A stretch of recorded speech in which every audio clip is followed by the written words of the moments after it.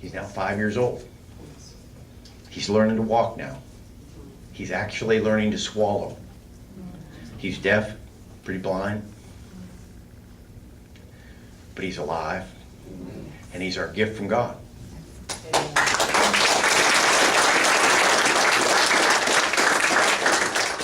Yep. Okay, first off, I am a very much David McKinley backer. So my question is not meant to put him on the spot.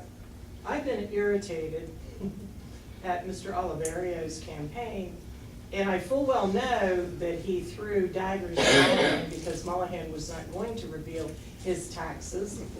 And I also know that he's using it prior to you actually being in a position to have to show your taxes. And I'd like you to explain to the crowd that that's not an issue for you.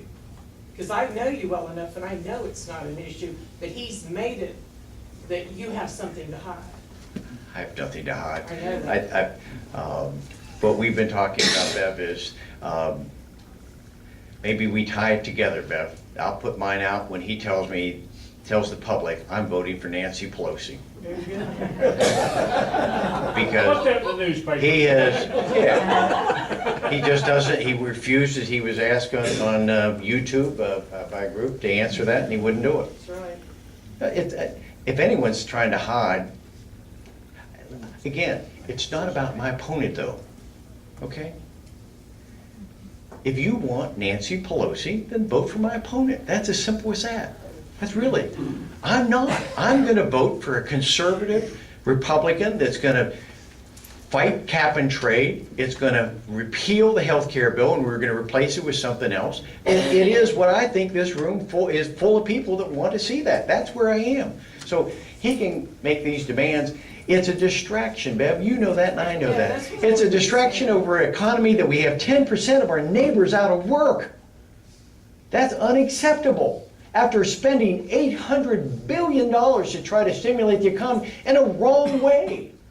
I'm so frustrated with, I'm just chomping, I hope you can feel it, that we've got to get some basic facts.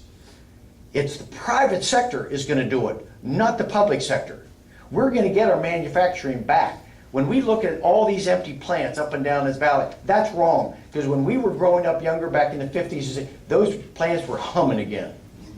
And I think we can get that back if we can get government off our back. John Racy is absolutely correct on that when you go about the EPA and how much they've overregulated what they're doing to our coal mines. There are 75 coal permits right now being held up. 75 mines that could be operating coal. 75 mines that could be producing us energy efficiency or energy independence from our enemies overseas. 75, and they're holding them up. And they've had the audacity to go back to one, and they've repealed. They've taken away their permit. And 400 and some men are out of work. That's right. I don't know of any constitutional grounds that once you've given someone authority to start their business, that you can pull that business away from them, and that's what they've done. Because if you start that process again, you're 2 to 3 years before you can get mining coal again. This is wrong. This is someone that truly has a war on coal, that doesn't understand it, doesn't understand the fundamentals. We're going to get the House back. You're going to help us get the House back. We're going to get this country back. Thank you very much. Let's say we do get the House back. Yes. We know that our fine president is prone to executive orders, which Yes. we're yet to find one in here. What are you going to do about that to stop him from his overstepping his boundaries? I mean, is it, What we can do on many of it, ma'am, is look at funding. That's one way. If we can't repeal the health care bill, then we can defund it. If they don't have the money to do it, they can't do it. I want to look at those things that he does by executive order, that he's doing that, and we'll work the budget with that, with any way we can to be able to do it, to be able to stop that. I really, in my heart tells me, I think that he's going to be very frustrated and stopped in his tracks, and we're going to find a way that he's actually going to cooperate. I hope so. Because, We need to point out that the legislature or Congress is the only one that can allocate funds. yes, that's right. Yeah. That's a good point. That is a good point, Whit. So what he's gonna do, I mean, this thing, it was just so shameful with the Stupak, the Blue Dogs. We're saying, we're gonna work on this bill to make sure that the unborn are protected. And what she just pointed out with an executive order, Stupak folded. That's right. I'm not folding. That's right. I'm not folding. We all know just what she said, an executive order can be written and changed at any moment. And it's a dangerous thing to do, but we'll monitor it, we'll see what we can do to shut down the money with it, whatever it is, but we can't afford, as it relates to the healthcare bill, to allow something like that type of mandate that he can circumvent it. Now we're back to where we're using monies to terminate life.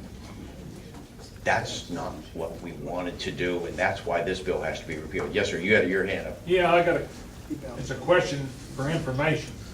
Doesn't the Congress and Senate have 60 days to repeal a executive order? I'm not familiar with that. You'll have to, I don't know all the rules and regs in there, okay? I'm just trying to come from a business perspective to bring some common sense and figure out what it is. You're gonna see me learn very fast, okay? And then what I wanna do is I wanna come back to you all, and with Fred Daly's here, we're gonna sit and we're gonna talk again. And we're gonna give you another update, and we're gonna keep talking. Because I think that's what's happened to our society. We don't talk to each other. I mean, I know Mary's gonna say I'm off game here a little bit, but how many people just text each other? Or they send emails to each other? I wanna look you in the eyeball and have a conversation, okay? That's the old-fashioned way, but I'm old-fashioned then. I wanna be able to talk to you, okay?